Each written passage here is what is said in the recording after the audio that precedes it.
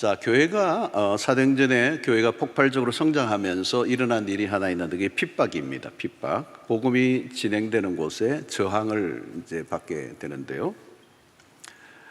그 가운데 이제 스데반 집사의 얘기입니다. 스데반 집사는 이제 구제 문제 때문에 뽑았던 7 집사 중에 한 사람이에요. 근데 이제 구제만 한 것이 아니고 이 초대교회 집사는 놀라운 것입니다. 오늘 이 스데반 집사가 우리에게 보여준 신앙의 모습은 놀라운 것이죠. 이제 복음을 전하다가 성전으로 끌려가서 이제 신문을 받는 내용이 6장 뒷부분에 나오고요. 이제 7장은 신문을 받으면서 이제 진술하는 내용들인데 설교 형태로 이제 꾸며져 있습니다. 자, 스데반이 모세와 그리고 성전 그리고 하나님 이렇게 모독했다, 이렇게 헬라파 유대인들이 고소를 한 겁니다. 6장 14절을 보면 그의 말에 이 나사렛 예수가 이곳을 헐고 또 모세가 우리에게 전하여 준 규례를 고치겠다 함을 우리가 들었노라 하거늘. 이게 신성모독, 제목이 신성모독이고 모세 율법을 비판한 죄다. 이게 이 스데반에 대해서 고소한 내용입니다. 자, 고소한 내용을 가지고 대제사장이 이게 사실이냐 이렇게 물을 때 스데반이 이제 답변을 하는데요. 7장 전장이 사실 스데반의 설교입니다. 자, 스데반의 설교 요지는 뭐냐면 아브라함이나 모세를 부르신 것은 그들이 특별해서가 아니다.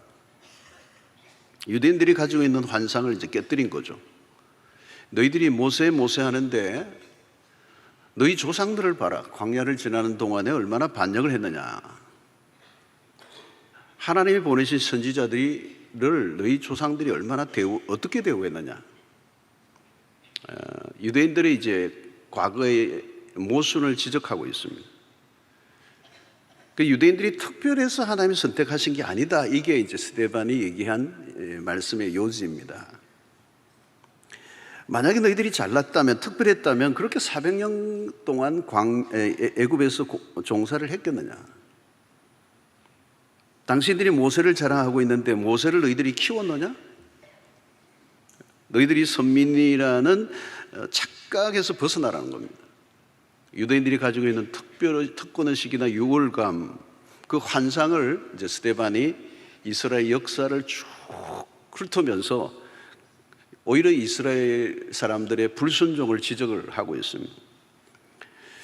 7장 39절을 보면 우리 조상들이 모세에게 복종하지 아니하고자 하여 거절하며 그 마음이 도리어 애굽으로 향하였고, 또 51절에 보니까 목이 곱고 마음과 귀에 할례를 받지 못한 사람들아 너희도 너희 조상과 같이 항상 성령을 거스르는도다. 이 광야를 지나는 동안에도 이스라엘 백성들이 얼마나 목이 곱고 완악한 백성들이었는가 하는 것입니다. 52절도 보면 너희 조상들이 선지자들 중에 누구를 박해하지 아니하였느냐. 의인이 오시리라 예고한 자들을 그들이 죽였고 이제 너희는 그 의인을 잡아준 자요 살인한 자가 되나니. 그러니까 스데반이 지금 이스라엘 백성들이 그들의 조상이나 율법을 받은 것들에 대해서 자부심을 느끼고 굉장히 자랑을 하고 있는 그 자랑이 될 수 없다는 것을 지금 스데반이 설교를 통해서 얘기하고 있는 것입니다. 자, 이것은 성경에 근거한 스데반의 반론입니다. 아무리 보아도 유대인들에게서 나은 것이 있다는 것을 발견할 수 없다는 것입니다. 그래서 스데반의 이 설교는 굉장히 강력한데 이스라엘 역사를 통해서 유대인들의 그 잘못된 역사관을 재해석해 주는 내용이 이 7장에 있습니다. 그러면서 스데반 설교의 초점은 어디로 끌고 가느냐 하면 예수 그리스도이십니다. 모든 것은 하나님의 은혜요, 너희들이 잘나서 선택받은 게 아니라는 거죠. 유대인들에게는 굉장히 뼈아픈 지적입니다. 사실 그게 맞는 것이죠. 여러분, 오늘 우리도 마찬가지, 우리에게는 자랑할 만한 것이 없습니다. 오늘 우리가 구원을 받은 것에 대해서 내가 누군가보다 나아서 나를 하나님이 선택하신 것인가? 결코 그렇지 않다는 거예요. 전적으로 하나님의 편에서 주신 것이요, 하나님의 일방적인 은혜예요. 그리스도보다 더 강조되는 게 있으면 안 된다는 거예요. 그러니까 스데반은 지금 설교의 초점은 그리스도에게로 계속 집중하는 거죠. 구원의 근거는 아브라함에게 있는 것도 아니고 모세에 있는 것도 아니다는 거예요. 이스라엘 백성들이 그토록 자랑하는 할례가 구원의 근거가 될 수가 없다는 겁니다. 여러분, 이스라엘 백성들이 할례를 받았다는 이것을 어마어마한 자부심으로 엮었고 이게 구원의 근거로 그들은 자랑하고 내세우는 것이었습니다. 그런데 스데반은 이 설교에서 유대인들의 그런 자랑의 근거를 다 깨부수는 거죠. 왜 그토록 부수고자 하는 것입니까? 유대인들이 가진 잘못된 우월감이 결국은 무슨 일을 벌렸습니까? 예수를 죽인 거예요. 여러분, 예수 그리스도의 십자가를 드러낼수록 그들의 자랑들은 무익해지는 것입니다. 유대인이든 헬라인이든 모두가 하나님 앞에서 긍휼을 입어야 할 죄인에 불과한 것입니다. 그들이 자랑하고 높이고 싶어하는 아브라함도 죄인의 한 사람이요, 모세도 마찬가지. 모두 하나님의 은혜가 필요한 자들이라는 것. 예수를 믿고 받아들인다는 것은 무엇을 의미합니까? 유대인들이 지금까지 붙들고 자랑해 오던 것들을 부인해야 한다는 거죠. 우리가 과거에 얼마나 십자가의 원수로 살아왔는가를 인정하라는 겁니다. 하나님의 은혜가 없으면 소망이 없는 자들, 우리에게서 어떤 자랑거리도 없음을 고백해야 하는 것이죠. 여러분, 우리가 가장 잘하는 것 중에 하나는 다른 사람과 비교하는 겁니다. 나 저 인간보다는 낫지 그래도.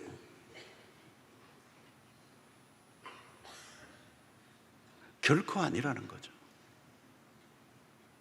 내가 저 사람보다 나아서 구원을 얻었는가? 좀 더 의로운 게 있어서 구원을 얻었는가? 설명이 안 돼요, 여러분. 교회 바깥에 우리보다 착한 사람 더 많을 수도 있어요. 그러니까 사도 바울의 고백이 뭡니까? 갈라디아서 6장 14절. 그러나 내게는 우리 주 예수 그리스도의 십자가 외에 결코 자랑할 것이 없으니.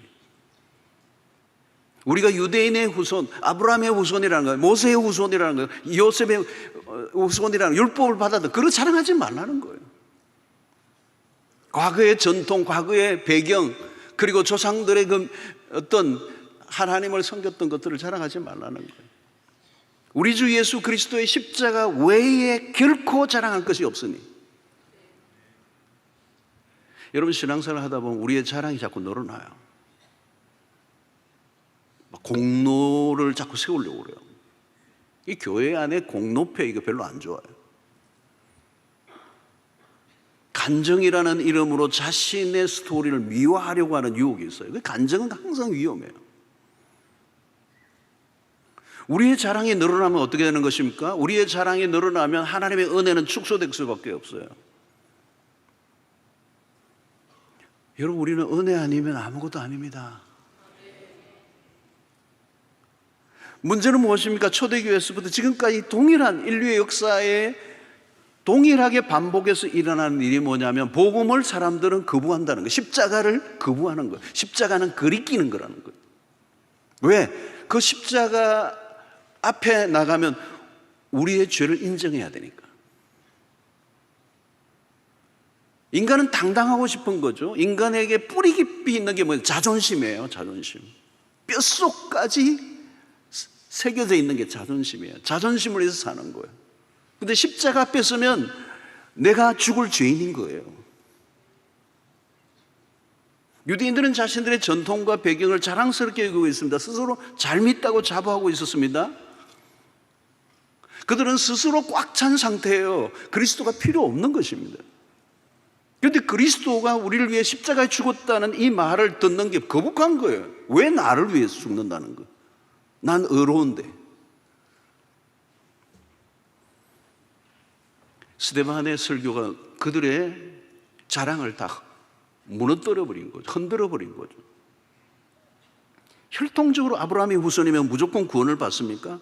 유대인들은 너무도 확신하고 있었습니다. 그러나 그게 아니라는 거죠. 성전 제도도 마찬가지입니다. 건물과 형식은 있지만 하나님에게 진정한 예배를 드리지 않았다는 거죠.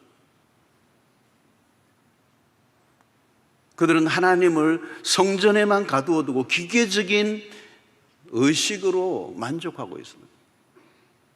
율법도 마찬가지로 자신들이 지키고 있다고 했지만 실제로는 율법의 정신을 다 무시해버리고 형식적으로만 지키고 있는 거죠. 여러분, 율법을 주신 이유가 뭘까요? 인간의 힘으로는 구원을 얻을 수 없음을 깨닫도록 하시기 위하여 율법을 주신 거예요.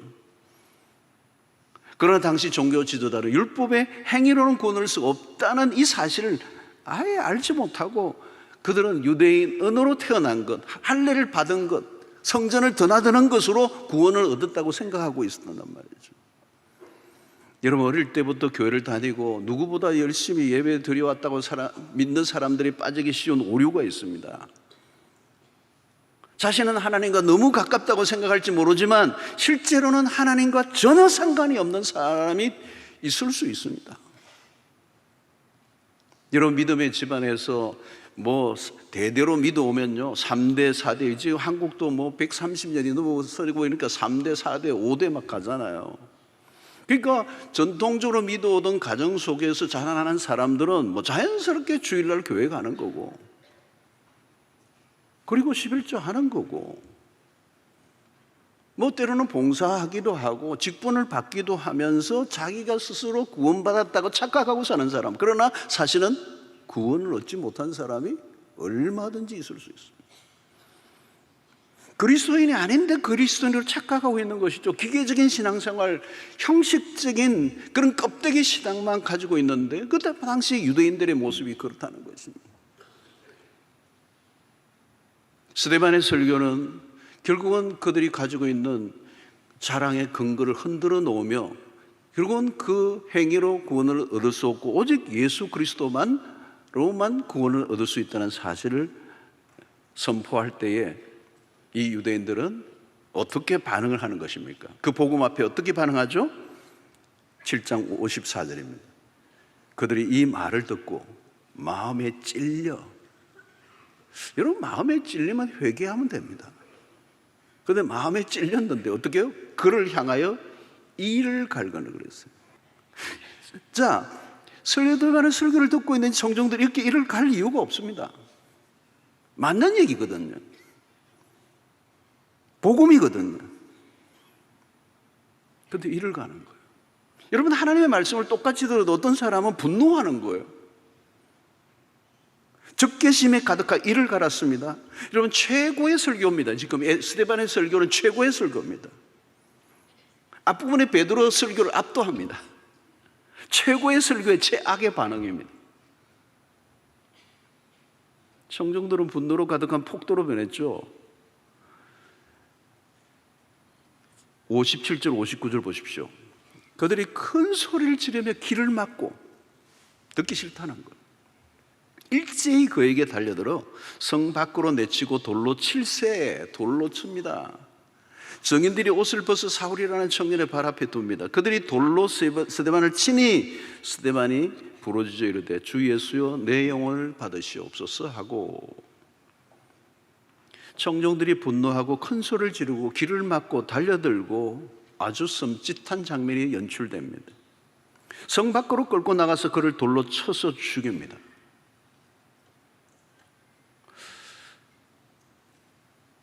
이들이 누구입니까? 이들이 바로 예수를 죽인 사람들입니다. 스데반은 최초의 순교자가 되죠. 기독교 역사의 최초의 순교자가 됩니다. 자, 우리가 사도행전 1장 8절의 말씀을 잘 압니다. 오직 성령이 너희에게 임하시면 너희가 권능을 받고 예루살렘과 온 유대와 사마리아와 땅끝까지 이르러 내 증인이 되리라. 이 내 증인이 되리라는 이 말이, 이 증인, 이 말이 말투스, 영어로 머트가 여기에서 나왔어. 헬라어 머투스에서 이 마트라고 하는 이 단어가 순교자가 나왔단 말이에요. 이 증인은 곧 순교자라. 이 사도행전의 키워드가 증인이고 이 증인은 곧 순교자인데 바로 스데반의 삶을 통해 이게 입증이 된 거죠. 사도행전 1장 8절이 현실화된 말씀입니다. 초기 그리스도인들은 내가 그리스도인이 되는 순간 언젠가는 내가 믿는 이 일 때문에 죽음에 직면할 수도 있다는 것을 알고 있었습니다. 그러니까 교회 등록하는 것과는 좀 다릅니다. 그러니까 내가 예수를 믿는다라고 하는 선택을 하는 순간 이 선택이 나에게 죽음을 가져올 수 있다라고 하는 걸 언제나 의식했다는 거죠.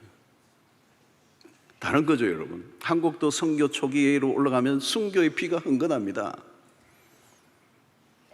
그러니까 기독교 역사를 보면 초기 400년 동안은 기독교는 혹독한 박해를 통과합니다. 순교자의 피가 교회의 씨앗이다라는 말을 하잖아요. 자, 스데반의 돌에 맞아 죽습니다. 우리가 관심을 가져야하는 것은 순교한 일이 아닙니다. 관심을 우리가 가져야 될 것은 무엇이 그로 순교하게 했을까? 여러분, 목숨은 하나밖에 없는데 누구나 목숨은 두려운 거잖아요. 아끼는 거잖아요. 아까운 거잖아요. 그런데 무엇이 목숨을 걸게 했을까라는 거죠. 그러니까 순교했다는 그 자체가 위대한 게 아니고 순교를 하게 만들었던 그 힘이 어디에 있느냐는 거죠. 그렇게 우리 믿음의 조상들은 이 질문 앞에 선 거죠. 언제나 내가 믿고 있는 진리를 위해 생명을 걸 수 있는가? 이건 추상적인 얘기가 아닙니다. 신자는 자신이 믿고 있는 진리에 생명을 걸 수 있는가를 물어야 돼요. 여러분, 지금도 지구촌 곳곳에는 순교가 계속됩니다. 누가 여러분 행복한 사람입니까? 죽을 만한 이유와 죽을 만한 가치를 발견한 사람이에요. 무엇을 위해서 죽을 것인가? 이게 우리의 삶의 가장 중요한 주제죠. 대개는 오래 사는 문제, 건강하게 사는 문제에 관심이 많지만 진정으로 우리가 물어야 될 질문은 내가 무엇을 위해 살고 무엇을 위해서 죽느냐, 이 생사관이잖아요. 여러분, 스데반의 최후 장면을 보죠. 인간적으로 보면 실패처럼 보입니다. 아무 결과가 없잖아요. 2장에서 베드로는 설교하니까 하루 3,000명이 돌아왔는데 스데반은 설교했는데 그 명설교를 했는데 돌이 날아와가지고 거기서 죽었단 말이에요. 실패처럼 보입니다. 회심자가 나타난 것도 아닙니다. 비참한 최후처럼 보입니다. 그러나 여러분, 이 스데반의 죽음의 과정을 우리는 잘 지켜봐야 돼요. 59절, 60절을 보면 그들이 돌로 스데반을 치니 스데반이 부르짖어 이르되 주 예수여 내 영혼을 받으시옵소서 하고 무릎을 꿇고 크게 불러 이르되 주여 이 죄를 그들에게 돌리지 마옵소서, 이 말을 하고 자니라. 자, 이 장면을 보면 여러분 무엇이 연상됩니까? 예수님이 죽으신 게 연상이 돼요. 예수님과 너무 흡사해요. 자신의 영혼을 하나님께 맡깁니다. 죽음은 또 다른 생명을 낳는 것 사건입니다. 스데반의 마지막 모습이 실제로 자는 것처럼 보였을 수도 있습니다. 마지막 순간에 악을 쓰며 죽는 사람들이 있습니다. 원한이 가득해 죽는 사람이 있습니다. 그러나 스데반은 그런 게 없습니다. 그런 돌을 던지는 사람들과 비교할 수 없을 만큼 평온한 상태. 여러분, 잘 죽는 것 다른 것 아닙니다. 그리스도를 증거하다 죽는 삶이 그것입니다. 그리스도가 사는 이유, 죽는 이유라면 최고의 죽음이 될 수 있습니다. 원망할 일도 아쉬움도 없습니다. 스데반의 죽음은 아쉬운 결말처럼 보일지 모르지만 그의 죽음은 결코 실패가 아닙니다. 그의 죽음의 자리에서 새로운 시작을 볼 수 있습니다. 바로 바울의 출현입니다. 여러분, 스데반의 기도가 어떤 것이죠? 저들의 죄를 저들에게 돌리지 마십시오라고 하는 이 기도가 응답된 사건이 하나 있어요. 그게 뭡니까? 바로 이 스데반의 죽음의 자리에서 바울 사도 사울의 출현이었다는 것, 사울이 탄생된 것이. 58절 보면 성 밖으로 내치고 돌로 칠세 증인들이 옷을 벗어 사울이라 하는 청년의 발 앞에 두니라. 그래서 여기 사울이라는 청년이 출현합니다. 여러분, 스데반의 집사의 순교 현장에 사울이라는 청년이 있었습니다. 이게 우연일까요, 여러분? 기독교 역사에 기독교를, 예수 그리스도 외에 기독교를 집대성한, 교리화하고 기독교를 기독교로 세우는데 형력한 공을 세운 사람이 사도 바울이에요. 스데반의 순교 현장에 사울은 돌로 친 사람들의 편에 있고 스데반의 순교에 가담했던 사람이에요. 그리고 스데반이 돌로 죽어가는 그 과정 속에서 일어난 일들을 지켜 목도한 사람이에요. 나중에 사울은 회심 이후에 나는 죄인 중에 괴수였다라고 하는 표현 속에는 스데반의 죽음에 참여했던 자신의 죄를 해상했을지도 모릅니다. 그러나 그는 나중에 그도 스데반처럼 그리스도를 위하여 자신의 목숨을 바칩니다. 사랑하는 성도 여러분, 스데반의 죽음은 여운이 강합니다. 하나님은 스데반을 거두시고 사울을 등장시키십니다. 사울은 아직 모르고 있지만 그의 역사의 등장을 예고하는 장면이죠. 스데반의 순교의 터 위에 사울이라는 인물이 탄생되는 것이죠. 스데반의 죽음은 헛되지 않았습니다. 사랑하는 성도 여러분, 신자의 삶은 물론 우리의 삶뿐만 아니라 죽음까지도 하나님이 사용하십니다. 그리스도 안에서 헛된 죽음은 없습니다. 스데반은 내몰려 죽은 게 아닙니다. 타살이 아닙니다. 영광스러운 순교입니다. 스데반의 죽음은 하나님의 손 안에서 일어났습니다. 하나님이 복음을 전하는 스데반을 지켜줄 수도 있었습니다. 그러나 스데반의 죽음을 통하여 하나님은 또 다른 일을 행하셨습니다. 그의 죽음을 블레싱, 축복하신 거죠. 성도 여러분, 핍박을 통하여 교회는 더 단단해지고 복음은 더 확장되는 역사가 일어납니다. 핍박이 하나님의 나라의 전진을 가로막지 못합니다. 하나님의 역사를 인간의 모사로 방해할 수 없습니다. 인간의 반역과 실수에도 불구하고 하나님은 당신의 구원의 역사를 이루어 가시는 거죠. 여러분, 우리의 삶에도 마찬가지입니다. 우리의 눈앞에 펼쳐진 상황으로 인하여 두려워하지 마십시오. 우리의 삶 가운데 살아계시고 역사하시고 일하시는 하나님을 바라볼 수 있게 되기를 축원합니다. 55절을 보십시오. 스데반이 성령 충만하여 하늘을 우러러 주목하여 하나님의 영광과 및 예수께서 하나님 우편에 서신 것을 보고, 이 죽음의 순간에도 스데반은 성령 충만한 상태에 있어요. 그런 하늘을 우러러보고 있고 그가 본 것은 뭘까요? 하나님의 영광입니다. 스데반이 인간의 심판을 받는 게 아니라 하늘의 법정이 열린 거죠. 하늘의 법정은 세상의 판결을 뒤집어 엎어 놓으시는 거예요. 스데반을 통하여 주시는 메시지가 많습니다. 불신으로 가득한 세상에서 여러분, 우리의 정체성을 확인해야 합니다. 여러분, 우리는 교회에 오래 다니고 신앙생활을 하고 열심히 봉사하고 헌신하고 주를 위해 살고 최선을 다한다 할지라도 우리의 입에서 나올 수 있는 마지막 고백은 언제나 나는 죄인입니다. 예수 그리스도의 은혜가 아니면 구원을 얻을 길이 없는 죄인입니다. 이 고백이 있어야 돼요. 예수를 믿고 열심히 봉사한다고 나 자신을 의인화시켜버리고 그리스도가 필요 없는 사람인 것처럼 스스로의 착각에 빠지게 만드는 일이라면 그게 종교라고 흘러버리는 거죠. 사랑하는 성도 여러분, 오늘 우리가 우리 자신을 부인해야 그리스도의 증인이 될 수가 있습니다. 오직 그리스도만 높이는 삶이 우리에게 일어나야 된다는 것. 주님의 은혜가 나를 여기까지 이끌어 주셨다는 이 고백이 누구에게나 마지막 있어야 될 우리의 자랑이요, 우리의 삶의 근거가 예수 한 분이어야 되는 줄로 믿습니다. 예수의 증인 되시기를 바랍니다. 교회에서 여러분 봉사하고 헌신하고 한평생 다 바쳐도 마지막 우리의 남은 은혜는 그리스도여야 돼요. 처음도 끝도 그리스도, 그분이 있었기에 내 오늘 사는 것. 그래서 우리는 예수로 꽉 찬 삶, 건드리면 예수가 나오는 거예요. 예수를 위해 살다 예수를 위해 죽는 신자의 영광은 예수를 위해 살다 예수를 위해 죽는 그것이 신자의 영광이요, 가장 안전한 삶이요, 가장 복된 일이요, 가장 아름다운 생애가 되는 줄로 믿습니다. 하나님, 오늘 또 우리에게 주신 말씀 붙잡고 우리의 과거, 우리의 삶의 배경, 세상적 근거를 끌어오지 않게 하시고 언제나 예수 그리스도로 인한 그 구원의 은혜를 잊지 않고 살아가는 하나님의 백성들 되게 하여 주시옵시고, 나를 증명해내기 위해서 일평생 목을 매달고 살지 않게 하여 주시고 오직 예수 드러내며 예수의 증인 되게 하여 주시옵소서.